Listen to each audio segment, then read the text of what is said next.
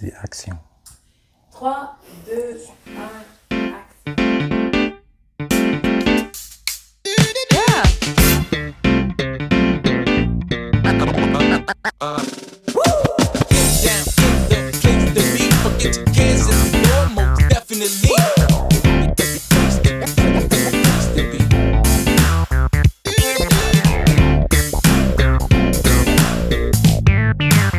Alors bonjour tout le monde, bienvenue à DMCV. Salut! Allô, on est très content d'être avec vous ce matin. Ce soir. Ce matin, non, c'est le soir. Ce soir, on est On le filme soir. le soir, vendredi soir. C'est vendredi, je suis fatigué, excusez-moi. Émilie, comment ça va? Ça va bien, semaine finie. Donc Oh. je peux dire Dieu merci, c'est vendredi. Yes. Et toi, comment ça va? Ça va, même chose que comme toi, c'est vendredi, la semaine est finie.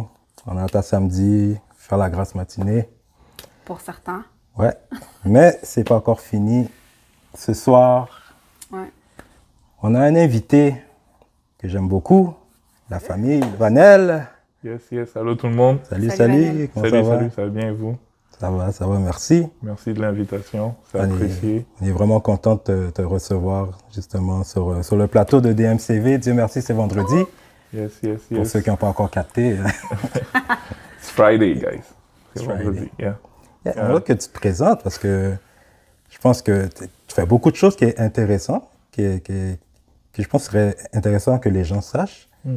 Puis dans le fond, juste que tu te présentes un peu quand t'es qui, Vanel, tu sais, pas tout le monde qui te connaît. Moi, je te connais, mais pour nos spectateurs qui ne te connaissent pas. Premièrement, moi, je me définis toujours, en tout cas, je me présente toujours comme étant un amoureux de Jésus. Je suis quelqu'un qui est follement, vachement amoureux de Jésus. J'aime ça. Je l'aime de tout mon cœur. Puis, je suis responsable jeunesse aussi. Je sers dans mon église, Gospel Vie, en tant que leader ado. Puis, comme je disais tantôt, tellement on aime tellement Jésus qu'on veut le faire connaître. Donc, s'il y a une des choses que je fais, c'est vraiment d'essayer de faire connaître Jésus dans mon entourage, avec les gens avec qui me côtoient. Puis, j'essaye des moyens qui sont pas conventionnels. On essaye de... Tu peux-tu en parler? Quel genre de moyens? Oui.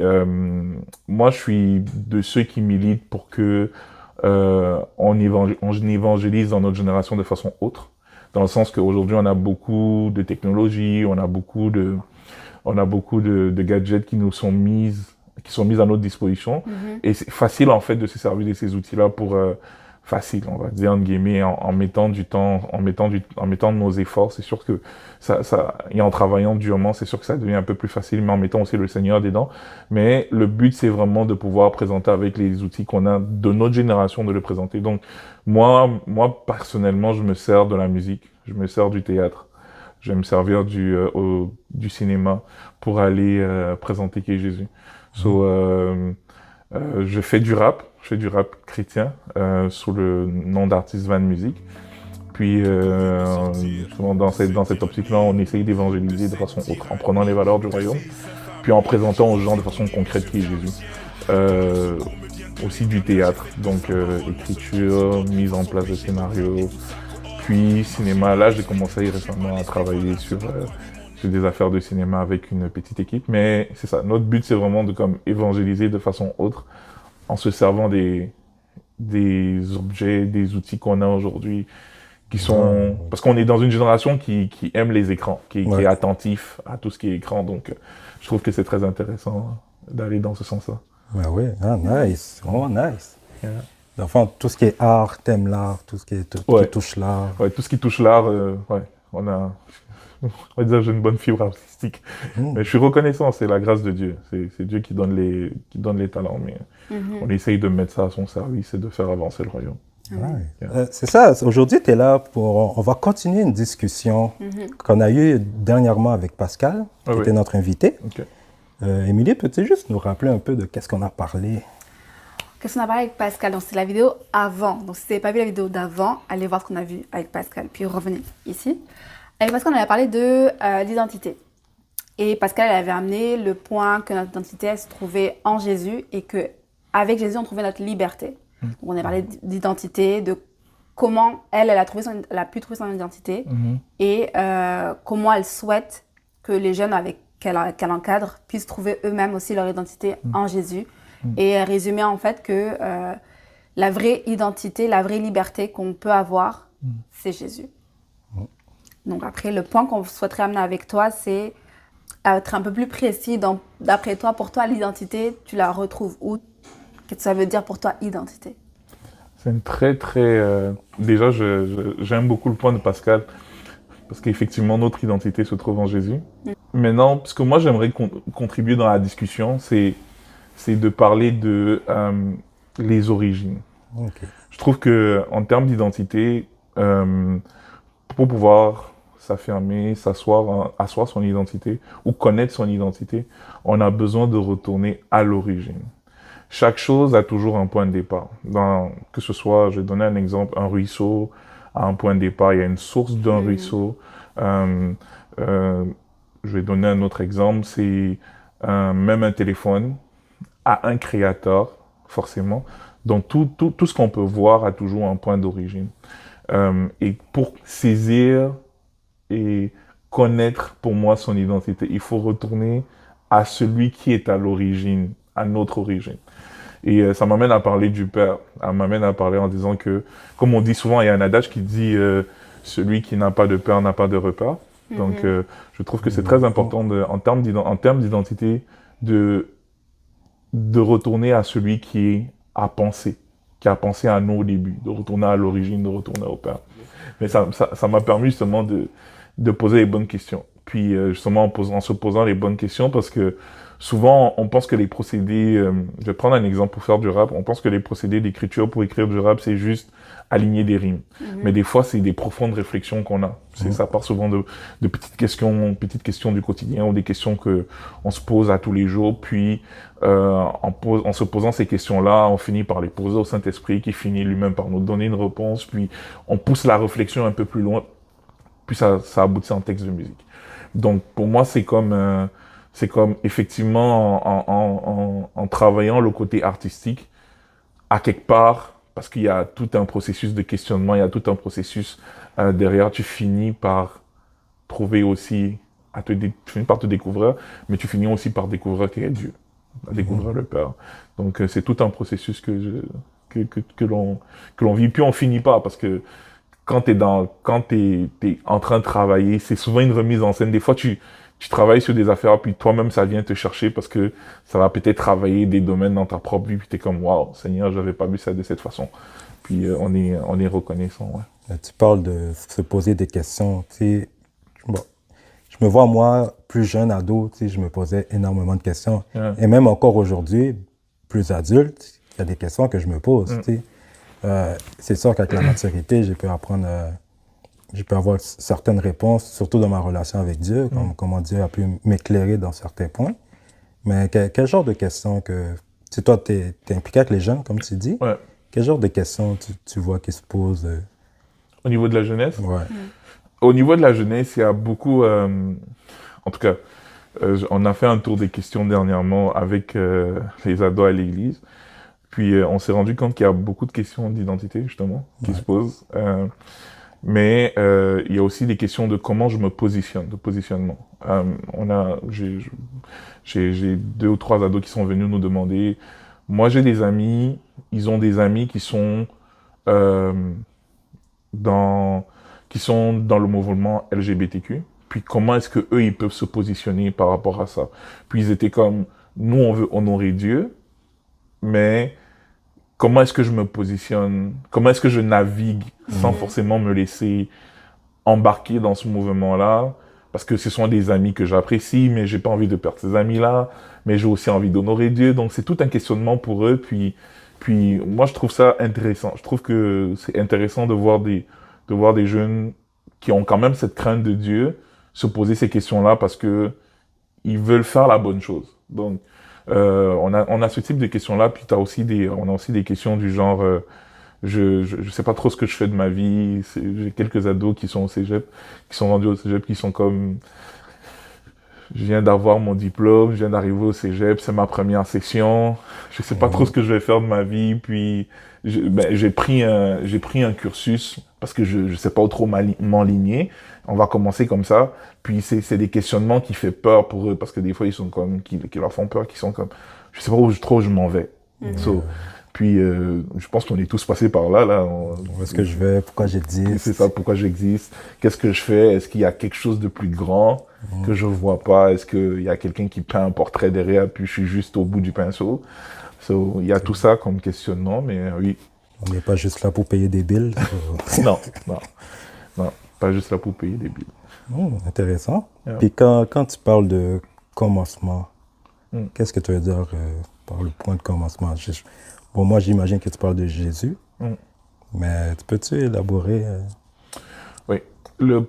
Quand je parle de commencement, quand je parle d'origine, il faut saisir que Jésus nous dit dans la Bible que lorsqu'on vient à lui, il est la porte. Il est la porte, mais le but de Jésus, en nous faisant passer par la porte, c'est de nous faire connaître son Père.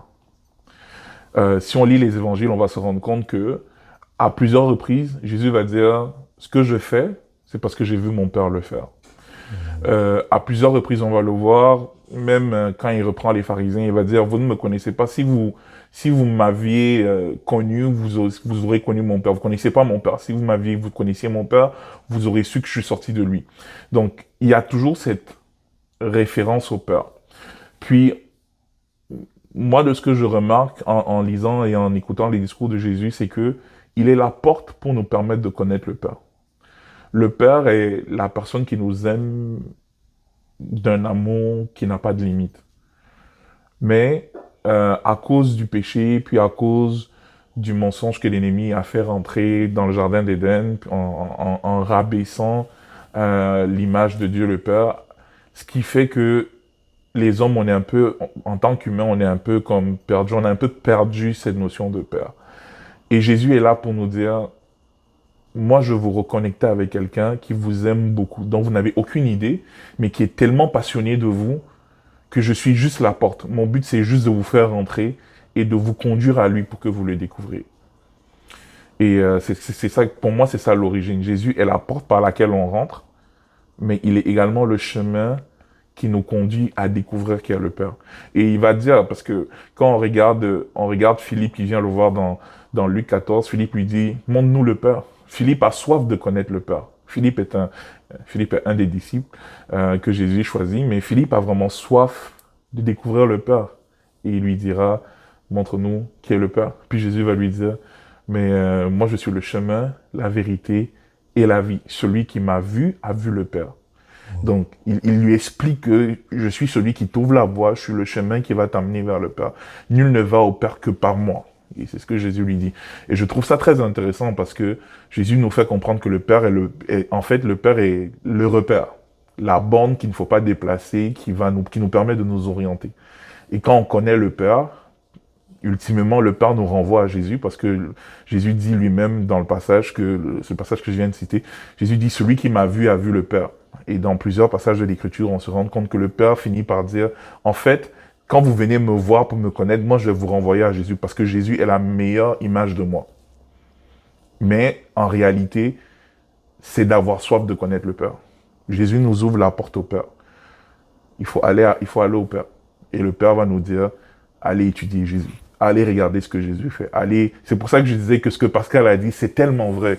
Mais je voulais juste disséquer le segment je voulais juste amener cette petite portion en disant, il y a quand même cette notion d'origine là, de comprendre que on est sorti de quelque part. On est sorti du fait que il y a un père, il y a un repère, il y a une borne à ne pas déplacer qui est le Père. Et aujourd'hui, notre société a déplacé le Père. Parce que partout, on rejette Dieu. Ouais, partout. ça, ouais. Celui qu'on rejette, en réalité, Jésus va dire, si vous me rejetez, c'est pas moi que vous rejetez, c'est le Père que vous rejetez. So, partout dans la société où on enlève Dieu, où on veut pas, en réalité, ce que la société rejette, c'est le Père qui le rejette. Donc, il déplace la borne, en fait. On finit par déplacer la borne. Or, si tu déplaces la borne on ne doit pas déplacer, on finit par être perdu. Donc, je vais dire cette expression je dis souvent avec mon épouse, qui est poulet sans tête. Tu finis par être quelqu'un qui court dans tous les sens, aujourd'hui, ça va être telle tendance, tu vas être dans la tendance, puis demain, ça va être une autre tendance, puis tu vas sortir de cette tendance-là pour rentrer dans la nouvelle tendance, simplement parce que le point de repère qui est le Père a été balayé. Donc, je trouve ça très important de noter que notre origine vient du Père. Puis, dans Psaume 36, verset 10, la Bible nous dit que c'est le Père qui nous a créés. On a été engendré par le Père. On est issu du Père. On peut voir aussi que maintenant, là, tu parles du Père, mais c'est peut-être plus aussi la priorité des gens. Ouais. Surtout ceux qui ne connaissent pas Dieu ou même ceux qui... Des fois, on est dans l'église, puis c'est tellement facile de partir ailleurs, de focusser ailleurs, alors que connaître le Père, c'est pas quelque chose à lequel on pense le plus souvent. Nécessairement, oui. Moi, je dis encore, celui qui rencontre le Père va pouvoir découvrir que, j'ai peut-être des bobos. J'ai peut-être des affaires qui sont pas... que je pensais être convenables parce que j'avais une vie dans le monde, j'avais une image de ce que c'était un père, de ce que c'était aussi des repères. Mais lorsque je viens au Père véritable, je me rends compte que c'est pas la même chose. Puis là, je dois m'ajuster en fonction. Et le Père, justement, nous aide justement à ressembler, va nous aider à ressembler davantage à Jésus, parce que, comme il dit, c'est Jésus, sa parfaite image. Donc, en allant au Père, on finit par être transformé. La transformation va arriver, les transformations finissent par arriver progressivement lorsque on regarde au Père et qu'on est comme, Père, moi, je vois dans la parole que tu es quelqu'un qui est amour. Je vois que Jésus est quelqu'un qui est amour. Mais moi, j'ai de la misère à aimer les gens.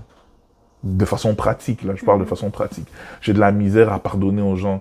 Mais je vois que quand moi, je viens te demander pardon, peu importe la faute que j'ai faite, toi, tu es prêt à me pardonner parce que tu dis que tu pardonnes, puis tu jettes ça dans une mer de l'oubli, puis tu me dis que aussi loin que l'Orient et l'Occident sont éloignés, c'est comme ça que tu vois mon péché du moment que je me répands. Donc, ça veut dire que tu veux me pardonner. Mais ça prend de l'amour pour pardonner. Donc, il y a toute cette notion-là. Quand on va au Père, on finit par découvrir des fois qu'on n'est pas nécessairement bien aligné, mais ça fait partie de l'identité. On n'est pas nécessairement aligné comme il faut. Puis parce qu'il nous aime et puis parce que tranquillement son amour rejaillit sur nous, puis on s'aligne. C'est comme un recadrement qui prend place, puis on est transformé. Puis c'est pour ça que des fois on va se rendre compte que en étudiant le Père ou en étudiant davantage le personnage de Jésus, parce que Jésus est l'image parfaite du Père, en étudiant davantage la personne de Jésus et en demandant au Saint-Esprit de nous aider à ressembler à ce qu'on voit, à ce qui est écrit là dans la parole, ben on finit par se rendre compte qu'il y a des éléments que on va se dire, je faisais ça avant, aujourd'hui je ne le fais plus. Simplement pourquoi? Parce que l'image du Père rejaillit sur nous, rejaillit sur nous et c'est très important. Je trouve que c'est vraiment important. Et notre société actuelle a ce problème-là, de vraiment mettre le Père de côté, puis ça crée un peu le désordre dans la cacophonie dans laquelle on vit actuellement.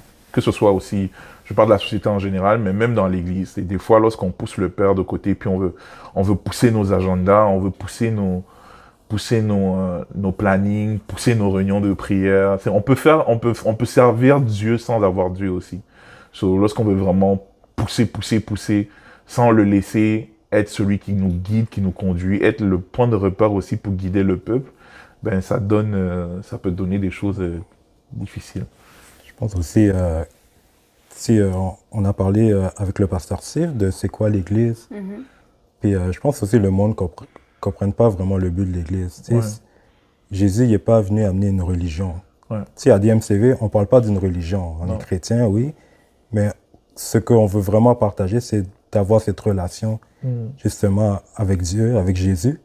Et comme tu dis, que ça va amener justement à te connaître toi-même, à amener à entrer dans ton identité. Exactement. Puis c'est un point que je voulais vraiment qu'on précise, que ici, on ne parle pas de religion, mais vraiment de relation avec Dieu le Père. Non, moi, de ce que j'entends, c'est que, tu sais, on a parlé de liberté, on a parlé d'identité en Jésus, mais toi, tu amènes un point précis, c'est-à-dire que c'est comme, tu sais, tu as introduit le concept de Trinité. de ce, Oui. de ce que je comprends. Ouais. Parce que si on parle d'identité dans Jésus. Et Jésus est Dieu.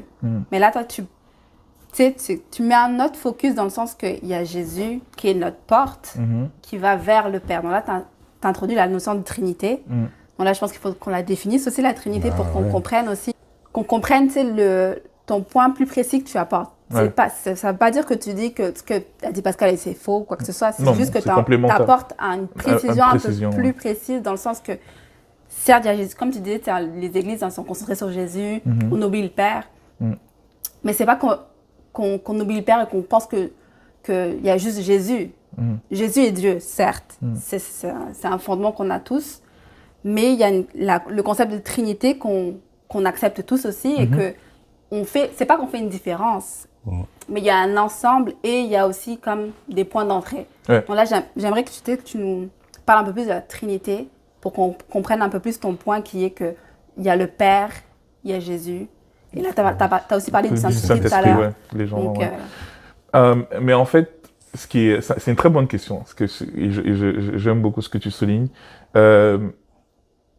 Effectivement, ce qu'il faut comprendre et ce qu'il faut noter là, pour ceux qui nous regardent, c'est que ils sont un. Le Père, Jésus et le Saint-Esprit sont un. Il n'y a pas d'agenda personnel. Il n'y a pas on loue un puis l'autre est laissé de côté. Non. En fait, c'est que les trois ont des rôles différents qui impactent différemment notre marche. Et ces rôles-là, vu qu'ils ont des rôles différents, bien qu'ils soient un, le fait qu'ils ont des rôles différents et que ça impacte différemment notre marche, ça nous permet finalement d'arriver à leur ressembler. Moi, je dis à ressembler à Dieu. Parce que Dieu a trouvé sage de nous donner Jésus, qui est la porte d'entrée, de mettre le Père. Et c'est ça c'est 2 Corinthiens chapitre 3 qui l'explique bien, là, qui dit on a le Père qui nous aime d'un amour tellement grand, t'as Jésus qui veut nous faire connaître le Père, et t'as le Saint-Esprit qui travaille à nous faire connaître Jésus.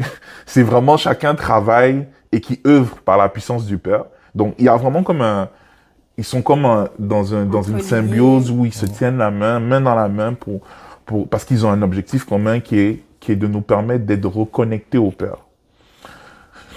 Et pourquoi peut-être tout à l'heure j'insiste beaucoup sur le Père, mais c'est que comme je disais tantôt, c'est que il y a un des aspects clés de l'identité dans notre identité là qui est importante, qui est souvent lié au fait que on a tous des backgrounds différents, on a tous vécu des choses différentes, mais la seule chose qui va nous unir à la fin, c'est Jésus, parce qu'on vient à Jésus, on vient à la porte, ça c'est la première chose, et l'autre chose, c'est qu'on tend à ressembler à quelqu'un. La Bible dira que Jésus est le premier-né d'une nouvelle espèce, d'une nouvelle génération, il est le second Adam, donc le Père a trouvé bon que Jésus soit le modèle. Donc, on tend tous à aller vers un modèle. Et ce modèle-là ressemble à qui? Il ressemble au Père. Le Père dira, Jésus dira, moi je fais ce que le Père, j'ai vu mon Père faire, c'est ce que je fais. Et le Père dira, écoutez Jésus parce que c'est le parfait exemple de qui je suis. Donc, en réalité, il y a un modèle qui est là et tout le monde va converger vers son modèle-là. En convergeant vers ce modèle-là, ça veut dire que si moi personnellement, j'ai eu dans mon parcours à moi des challenges, des défis qui sont pas les mêmes que Max André a eu, mais vu qu'on va tous tendre vers le même modèle, on a besoin de regarder à celui qui façonne nos modèles. Et celui qui façonne nos modèles, c'est le Père, parce que c'est lui qui donne l'exemple. Jésus dit, moi je regarde au Père parce que je vois le Père faire ces choses-là. Et le Père nous dit de regarder à Jésus parce que Jésus est son parfait exemple. Donc en allant à Jésus, ce qui arrive, c'est que les églises prient Jésus, ou que les églises prient le Saint-Esprit, ou que les églises prient le Père, c'est la même personne. Du moment que tu invoques Jésus, tu invoques le Père. Parce que, comme je disais tantôt, ils se renvoient. L'un fait référence à l'autre, l'autre fait référence à lui. Et il n'y a pas vraiment de particularité. Mais mon point, quand je parlais du Père, d'aller à l'origine, là, c'était vraiment d'être conscient, d'avoir cette petite étincelle de conscience qui est de se dire, j'ai vécu pendant des années dans un cafouillis ou dans une espèce de brouhaha où j'ai perdu mes repères. Et je sais qu'il y a quelqu'un qui est en train de créer un modèle qui est bon. Premièrement, qui est un modèle qui est bon, et deuxièmement, un modèle qui veut me donner la vie. Donc, je vais tendre vers ça, puis je vais regarder c'est quoi le modèle, puis je vais le laisser me façonner selon le modèle qu'il veut me façonner. Et je trouve ça intéressant parce que quand on regarde ça comme ça, ce qui arrive, c'est qu'en finalité, le modèle que le Père prône, c'est le modèle que Jésus met en place, et c'est le modèle dans lequel le Saint-Esprit travaille pour nous faire tendre vers le modèle. Donc, les trois travaillent en même temps. C'est vraiment ils sont un, et ça se voit là dans ce processus-là. Yeah. Tu parles beaucoup de Jésus. Ouais. Pour, non, attendez. Oui, on est là pour parler de Jésus. Mais pour ceux qui ne connaissent pas Jésus, si au moins ils ont entendu il est mort à la croix, quelle est l'importance justement de la croix sur notre identité? Quelle est l'importance de la croix, en fait? La croix a une importance tellement... Je dirais que sans la croix, il n'y a rien. Hein. Parce que à la croix, il y a eu le sang versé. À la croix, il y a eu la résurrection. Il y a la promesse d'une résurrection future. Il y a la promesse. Il y a également le fondement de la foi. Tout ça se passe à la croix. Puis, le fait que Jésus nous dise « Je m'en vais, je vais revenir vous chercher, etc. » Tout ça se passe à la croix. Si tu enlèves la croix, tu n'as pas de vie chrétienne. La croix, là, elle est fondamentale. Sinon, on devient un club social. Si tu enlèves la croix, les églises deviennent des clubs sociaux. La croix, c'est ce qui fait la différence. Qui fait la différence dans le sens que Jésus est mort sur la croix, son sang a coulé, son sang nous purifie, son sang nous permet d'avoir accès au Père.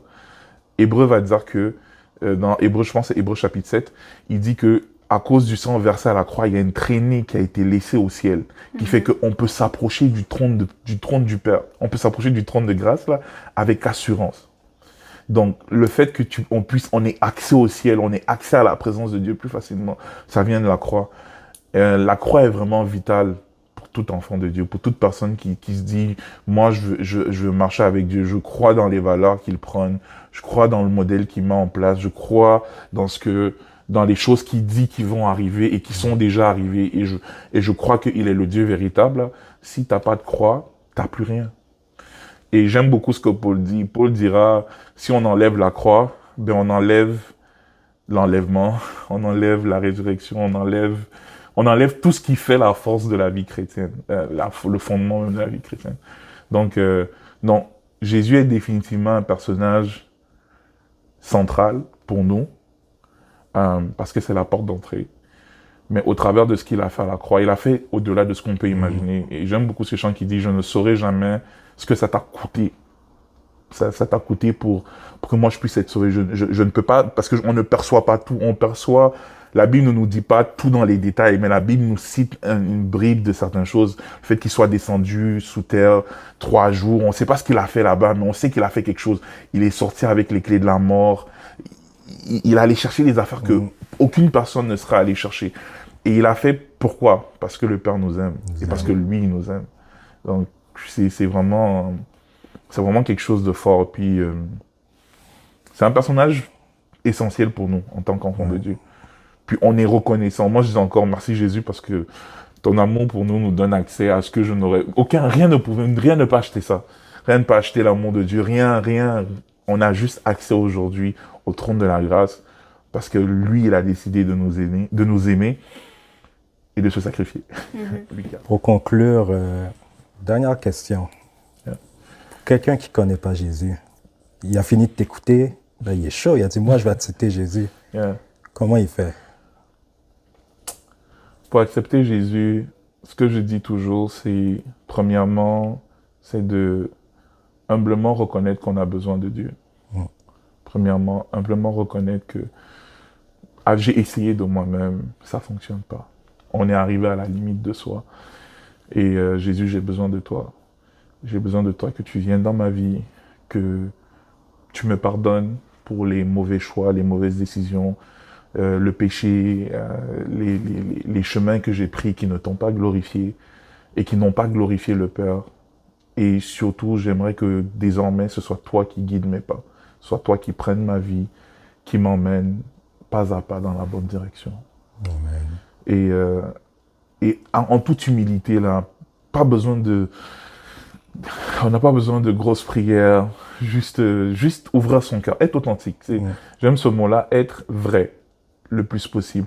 Reconnaître son état et dire on est arrivé à bout de soi-même. Je sais pas en tout cas, mais pour moi, quand moi je suis venu à Jésus, c'est que j'avais tout essayé, puis j'étais arrivé au bout de moi-même, puis je voyais des choses dans ma vie, puis j'étais comme, j'arrive pas à les bouger, mais je sais plus quoi faire. On m'a dit, toi tu peux les bouger, donc je viens à toi en toute humilité. Je suis arrivé au bout de moi, de mes propres forces, ça marche pas.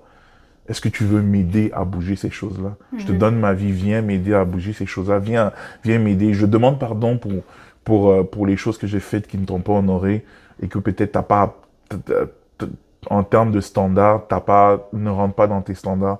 Mais je crois que tu es capable de le faire. Je crois que tu es capable de m'aider à changer. Et je veux confesser que je te donne la direction de ma vie. Et par la grâce de Dieu, Jésus a fait la différence pour moi. Aussi simple que ça. Aussi simple que ça. Amen. C'est pour ça qu'on aime Jésus. Yes. Émilie, le mot de la fin. Le mot de la fin, il est pour moi? Ok.